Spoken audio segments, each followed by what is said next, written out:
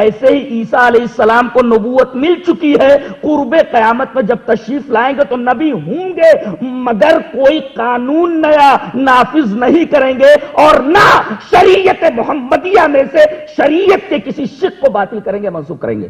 یہ مطلب ہے ختم نبوت کا۔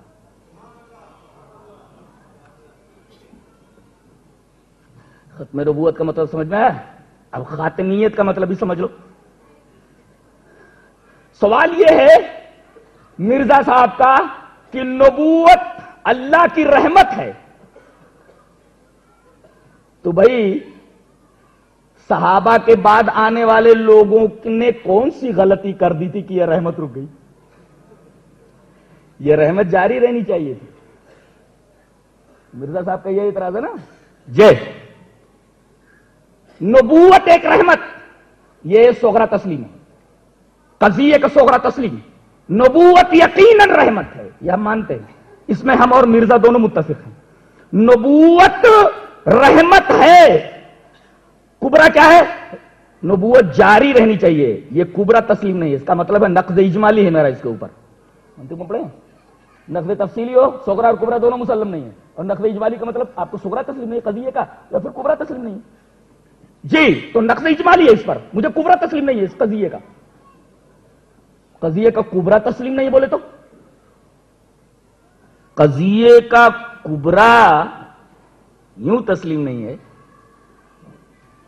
کہ نبوت کیوں جاری رہنی چاہیے، اس کو واضح کیا جائے۔ تو خاتمیت کا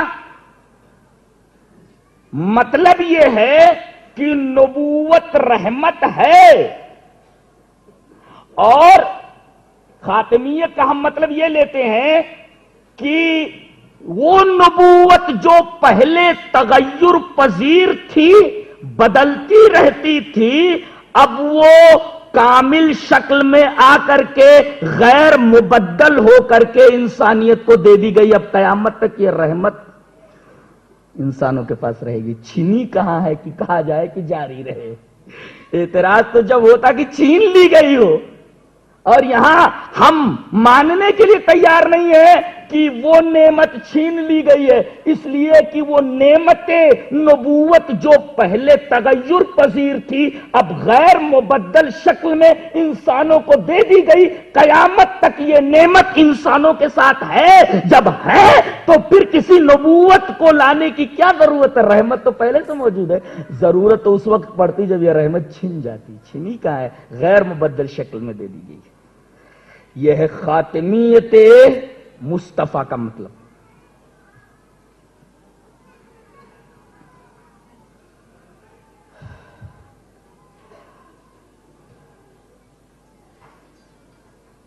مرزا صاحب نے ایک اور شوشہ چھوڑا ہے، ان کا ایک مفروضہ ہے، سپوزیشن ہے کہ ہدایت اور نجات اور فلاح کے لیے مخاطبات الہیہ اور مکالمات الہیہ کا ہونا ضروری ہے۔ خدا کلام کرنا چاہیے انسان سے، خدا کا مکالمہ ہونا چاہیے انسان سے، تو ہدایت نجات اور فلاح کے لیے مخاطبات الہیہ اور مکالمات الہیہ کا ہونا ضروری ہے۔ یہ مرزا صاحب کا مفروضہ ہے، اس لیے کہ قرآن از اول تا آخر پڑھ جائیے، ہدایت اور نجات اور فلاح کے لیے کہیں بھی آپ کو یہ نہیں ملے گا کہ مکالمات الہیہ اور مخاطبات الہیہ شرط ہوں۔ کیوں؟ اس لیے کہ ہدایت کی جو 7 شرطیں بتائی گئی ہیں، ہدایت کے مراتب 7 کیا ہے؟ آؤ دیکھ لیتے ہیں۔ الف لام میم ذالک الکتاب لا ریب فیہ ھدی للمتقین الذین یؤمنون بالغیب ویقیمون الصلاة ومما رزقناہم ینفقون والذین یؤمنون بما انزل الیک وما انزل من قبلک وبالآخرۃ ھم یوقنون اولئک علی ھدی من ربہم اولئک علی ھدی من ربہم اولئک علی ھدی من ربہم واولئک ھم المفلحون۔ یہاں ہدایت اور فلاح کے لیے، نجات کے لیے 7 چیزیں دی گئی ہیں۔ آپ یوں کہہ سکتے ہیں کہ یہ 7 چیزیں ہدایت اور فلاح کے لیے ایک جامع نصاب ہیں. پہلی شرط کیا ہے؟ ایمان بالغیب. اب اگر مکالمات الہیہ اور مخاطبات الہیہ کو نجات اور فلاح کے لیے شرط مان لیا جائے تو ایمان بالغیب کا کوئی مطلب نہیں رہ جاتا. اس لیے کہ مخاطبات الہیہ اور مکالمات الہیہ یہ ضد ہیں ایمان بالغیب. اللہ کلام کر رہا تو ایمان بالغیب کہا رہی ہے،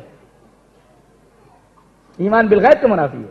اب دیکھیے وہ کون کون سے مراتب ہیں 7 ایمان بالغیب جس سے رد ہوتا ہے اس مفروضے کا، جو مفروضہ بھی میں نے بیان کیا. دوسری شرط ہے فلاح کی اقامت صلاۃ. تیسری شرط ہے ایتاء زکات. چوتھی شرط ہے ایمان بالقرآن. اور 5ویں شرط یہ ہے کہ کتب سابقہ کے اوپر ایمان، اور اس کا لازمہ یہ ہے 6 کہ رسولوں پر ایمان لایا جائے، اس لیے کہ جن کے اوپر کتابیں نازل ہوئی ان کو بھی تو مانا جائے. اور آخر میں وبالآخرۃ ہم یوقنون، اور آخرت پر ایقان رکھا جائے. یہ جامع نصاب ہے ہدایت کا. اور کہا گیا اولئک علی ھدی من ربہم واولئک هم المفلحون. مرزا صاحب نے تعویل کرنے کی کوشش کی ہے کہ وہ بالآخرہ سے مراد یہاں آخرت نہیں ہے بلکہ آخری وحی ہے، لیکن ہم اس کو تسلیم نہیں کرتے، اس لیے کہ مفسر قرآن حضرت عبداللہ ابن عباس رضی اللہ تعالی عنہما نے وہ بالآخرت ہم یوقنون میں وہ بالآخرہ کی تفسیر خود فرمائی ہے، اور ابن جریر طبری نے اس کو نقل فرمایا ہے. وقال ابن عباس وبالآخرۃ بالبعث والقیامت والجنت والنار. اور مفسر قرآن حضرت عبداللہ ابن عباس کی تفسیر کے مقابلے میں مرزا صاحب کی یہ تفسیر کیا حیثیت اور کیا وفا کر کیا ہے. اور اگر تسلیم کر لیا جائے کہ وہ بالآخرہ سے مراد آخری وحی ہے تو اسلام میں ہدایت کا جو جامع نصاب دیا گیا وہ جامع نصاب ایمان بالآخرہ سے خالی ہے، اور جو جامع نصاب ایمان بالآخرہ سے خالی ہو کہاں کیسے کہا جا سکتا ہے کہ یہ ہدایت اور فلاح کا جامع اور مکمل نصاب؟ تسلیم نہیں کیا جا سکتا.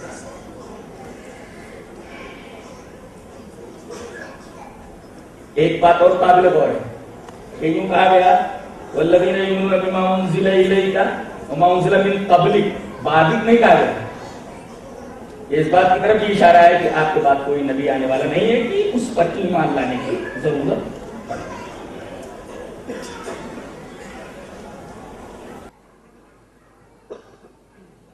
نبی جو ہوتا ہے نبی، اگر یہ کہا جائے کہ میں نے فنا فی الرسول ہونے کی وجہ سے اور رسول اللہ صلی اللہ علیہ وسلم کے ذات اقدس اور آپ کی بارگاہ سے مستفیض ہونے کی وجہ سے میں آپ کا سایہ ہو گیا، میں آپ کا بروز ہو گیا، میں آپ کا عکس ہو گیا، تو بہت سارے اعتراضات مرزا صاحب پر عائد ہوتے. اگر آپ نبی کے بروز ہیں، نبی کا عکس ہیں، تو نبی جیسے اخلاق بھی ہونے چاہیے آپ کے پاس. دیکھیے انجام آتم میں، اگر میرا حافظہ غلطی نہیں کر رہا ہے تو انجام آتم جو ان کی کتاب ہے مرزا صاحب کی، اس کے صفحہ نمبر 198 پر 198 کے اندر لکھا ہوا ہے کہ یہ میرا مخالف مولوی سعد لدھیانوی، سعد نام تھا، وہ برابر مرزا کے خلاف لکھتے رہتے تھے. غصے میں آ کر کے انہوں نے انجام آتم میں مولوی سعد اللہ کی شان میں جو قصیدہ پڑھا ہے وہ قصیدہ دوہرا دیتا ہوں. میں پہلے وہ قصیدہ پڑھتا ہوں، 2 لائن پڑھ دیتا ہوں. کہتے ہیں وَمِنَ اللِّئَامِ أَرَى رُجَيْلًا فَاسِقًا، وَمِنَ اللِّئَامِ أَرَى رُجَيْلًا فَاسِقًا.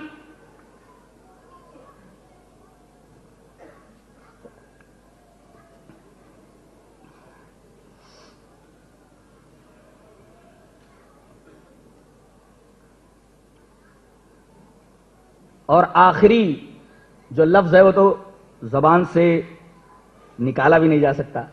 دیکھیے ذرا، وَمِنَ اللِّئَامِ أَرَى رُجَيْلًا فَاسِقًا غُولًا لَعِينًا نُطْفَةَ السُّفَهَاءِ شَكِسٌ خَبِيثٌ مُفْسِدٌ وَمُزَوَّرٌ نَحِسٌ يُسَمَّى السَّعْدَ فِي الْجُهَلَاءِ.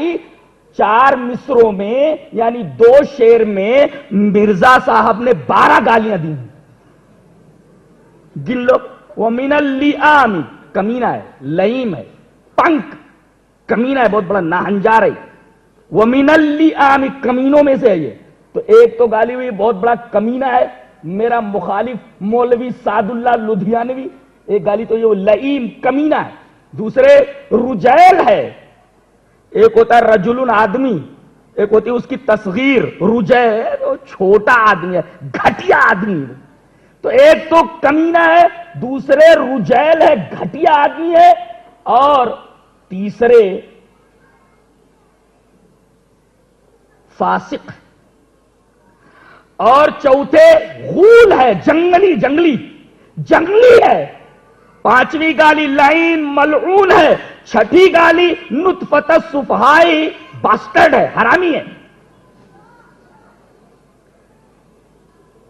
7ویں گالی شکسن بد اخلاق ہے. 8ویں گالی خبیث ہے. 9ویں گالی فسادی ہے. 10ویں گالی جعلساز ہے، مزور ہے. 11ویں گالی نحسن منحوس ہے. اور یسمى السعد فی الجہلاء 12ویں گالی بہت بڑا جاہل ہے.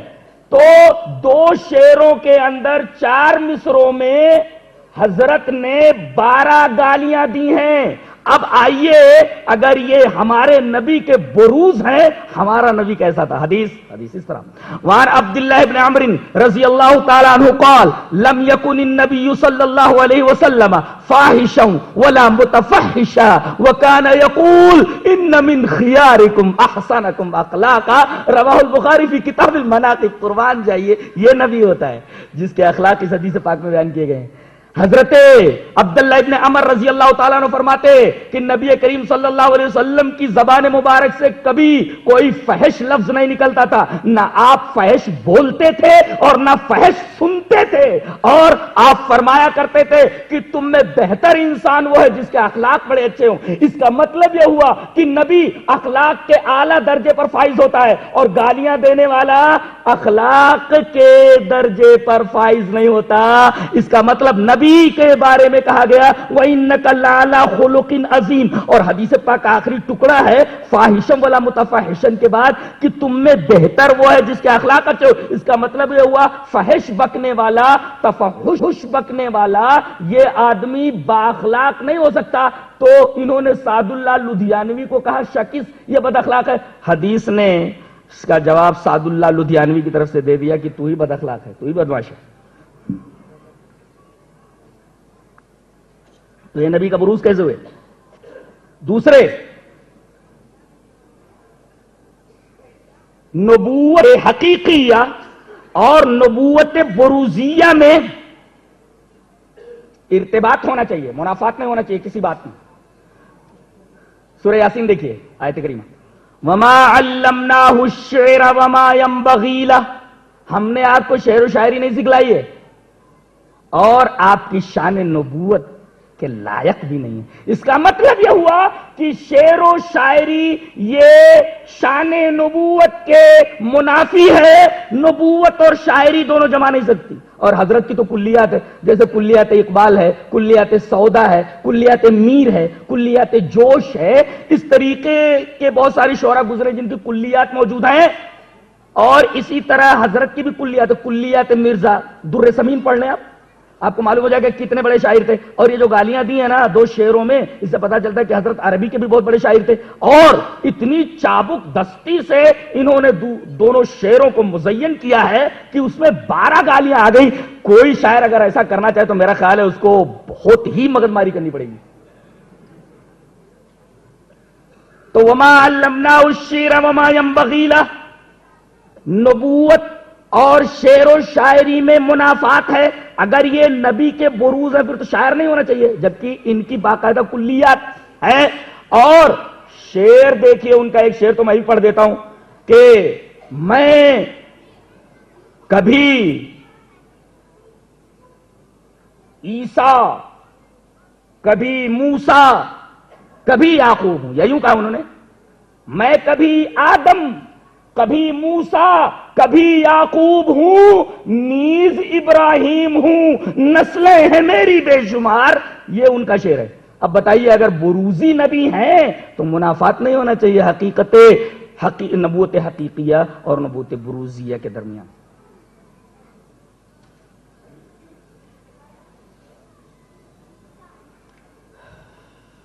جی چاہتا ہے کہ ایک اور حدیث آپ کے سامنے پیش کر دوں جس سے پتہ چل جائے کہ نبوت باقی ہی نہیں رہی آپ کے بعد. حدیث اس طرح: عن الزہری حدثني سعید بن المسیب رحمہ اللہ ان ابا ہریرہ رضی اللہ تعالی عنہ قال سمعت رسول اللہ صلی اللہ علیہ وسلم یقول لم يبق من النبوة الا المبشرات. قالوا وما المبشرات؟ قال الرؤيا الصالحة. رواہ البخاری فی کتاب التعبیر. حضرت امام بخاری حدیث پاک کو ایسے کتاب التعبیر کے اندر لائے. راوی حضرت ابو ہریرہ ہیں. حضرت ابو ہریرہ رضی اللہ تعالیٰ عنہ فرماتے ہیں کہ میں نے نبی کریم صلی اللہ علیہ وسلم کو یہ بیان فرماتے سنا کہ نبوت میں سے کوئی چیز باقی نہیں رہے گی سوائے مبشرات کے. پوچھا گیا کہ اللہ کے رسول مبشرات کیا ہیں؟ تو نبی کریم صلی اللہ علیہ وسلم نے مبشرات کی تفسیر فرمائی کہ الرؤیا الصالحہ، کہ نبوت باقی نہیں رہے گی. نبوت میں سے مبشرات یعنی اچھے خواب باقی رہیں گے. اب کوئی آدمی اگر یہ کشید کرنے کی کوشش کرے کہ نبوت اگرچہ نہیں ہے مگر نبوت کا جز تو باقی ہے، تو اگر یہ بات کوئی کہہ دے تو ایک فزکس کا طالب علم ہنس دے گا. وہ کہے گا میاں آپ تو صرف آکسیجن کو پانی کہہ رہے ہیں، جبکہ صرف آکسیجن کو پانی نہیں کہا جا سکتا، بلکہ آکسیجن کا ایک حصہ اور ہائیڈروجن کا دو حصہ، یہ جب دونوں ملیں تو H2O کے تناسب سے پانی وجود میں آتا ہے. تو آپ یوں کہہ سکتے ہیں کہ آکسیجن جز ہے پانی کا، نہ کہ آپ اس جز کو کل بنا دیں کہ آکسیجن نام ہے پانی کا، آنکھ نام ہے انسان کا، دانت نام ہے انسان کا. لہذا لم یبق من النبوت الا المبشرات سے یہ کہنا اور یہ استدلال کرنا کہ نبوت باقی رہے گی آپ کے بعد بھی، یہ استدلال صحیح نہیں ہے اور یہ قیاس مال فارق ہے.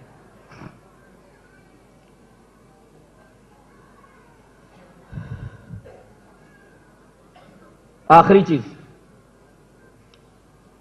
دنیا میں کوئی نبی ایسا نہیں آیا کہ اس نے کوئی پیشین گوئی کی ہو یا کوئی تحدی کی ہو اور وہ پیشین گوئی اور وہ تحدی پوری نہ ہوئی ہو. نبی نے کوئی پیشین گوئی کر دی تو وہ پیشین گوئی پوری ہو کر رہتی ہے اور پوری ہو کر رہی. ایسا نہیں ہوا کہ کسی نبی نے کوئی پیشین گوئی کی اور وہ پیشین گوئی ٹل گئی یا پیشین گوئی پوری نہیں ہوئی. ایسا کبھی نہیں ہوتا، اس لیے کہ وہ پیشین گوئی کرتا ہی ہے اللہ تبارک و تعالیٰ کے کہنے سے. اب اگر یہ پیشین گوئی غلط ہو جائے اس کا مطلب اس کا منصب نبوت مارز خطر میں آ جاتا ہے، مارز بحث میں آ جاتا ہے. اب آپ دیکھیے 55 سال کی عمر میں مرزا صاحب نے اپنے ایک رشتہ دار احمد بیگ کی 9 عمر لڑکی کو شادی کا پیغام دیا.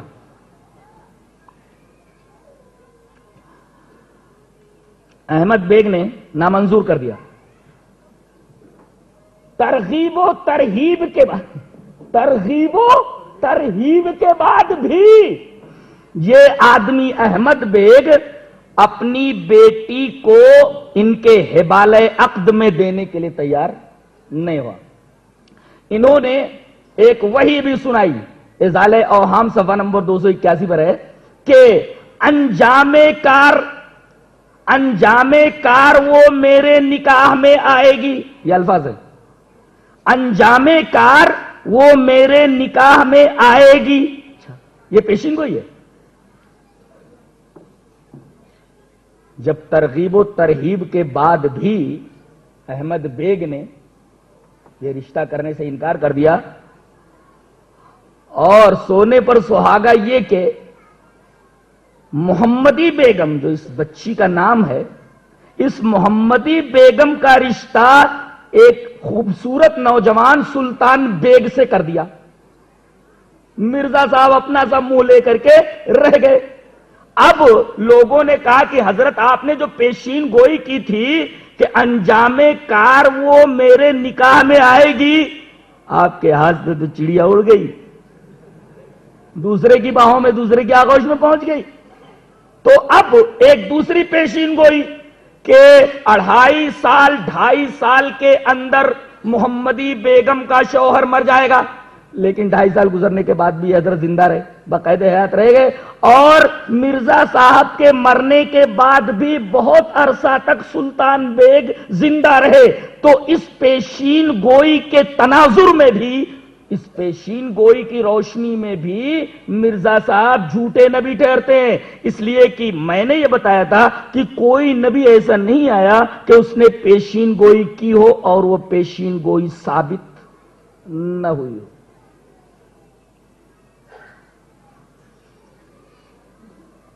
ان کی کتاب 40 پڑھیے، اس میں 40 میں لکھا ہے کہ میں بار بار کہتا ہوں، یہ الفاظ میں بار بار کہتا ہوں کہ صادقوں کے لیے حضرت یعنی جناب محمد الرسول اللہ صلی اللہ علیہ وسلم، یہ میں کہہ رہا ہوں، انہیں کہا لیا حضرت لکھا ہے، حضرت کا زمانے نبوت یہ انتہائی اور صحیح معیار ہے۔ پھر سے سنیے، میں بار بار کہتا ہوں کہ حضرت کا زمانے نبوت صادقوں کے لیے نہایت صحیح معیار ہے۔ یہ ہرگز ممکن نہیں کہ کوئی آدمی جھوٹی نبوت کا دعویٰ کرے اور افترا کرے اور حضرت کے زمانے نبوت کے موافق 23 سال مہلت پا سکے، بیچ ہی میں مر جائے گا۔ یہ پیشین گوئی 40 میں ہے۔ اب دیکھیے، انہوں نے پہلے دعویٰ کیا مجددیت کا، پھر مسیح موعود کا، اور پیدائش میں نے بتا دی، پیدائش ان کی ہوئی ہے 1846 کے اندر، اور نبوت کا دعویٰ انہوں نے کیا ہے 109 عیسوی میں، بلکہ 101 میں، 101 میں انہوں نے دعوی نبوت کیا ہے، اور دعوی نبوت کے بعد یہ 109 کے اندر انتقال کر جاتے ہیں، 26 مئی 1909 کے اندر انتقال کر جاتے۔ گویا ان کا کل زمانے نبوت بھی جھوٹی نبوت 7.5 سال تک رہی، تو یہ اپنی ہی پیشین گوئی کے تناظر میں جھوٹے ٹھہرتے ہیں، اس لیے کہ انہوں نے نبی کریم صلی اللہ علیہ وسلم کا بروز ہونے کا دعویٰ کیا، اور نبی کریم صلی اللہ علیہ وسلم کی نبوت یہ 23 برس رہی، انہوں نے خود اس کو معیار قرار دیا، اور اس معیار پر وہ پورے نہیں اترے، 7.5 سال کے اندر ہی وہ اس دنیا سے کوچ کر گئے۔ لہذا جس زاویے سے بھی دیکھا جائے، مرزا غلام احمد قادیانی یہ نبی نہیں تھے، رسول نہیں تھے، بلکہ حدیث مبارک کے آئینے میں نظر آتا ہے کہ انہوں نے اپنے پیش رووں کے نقش قدم پر چل کر کے یہ دعوی نبوت کیا ہے۔ یہ چند بکھری ہوئی اور منتشر باتیں تھیں اس تحریک کے تعلق سے۔ اب میں اپنی بات اس دعا کے اوپر ختم کرتا ہوں کہ اللہ تبارک و تعالی ہمیں نیک عمل اور اچھی سمجھ کی توفیق عطا فرمائے۔ وآخر دعوانا الحمدللہ رب العالمین۔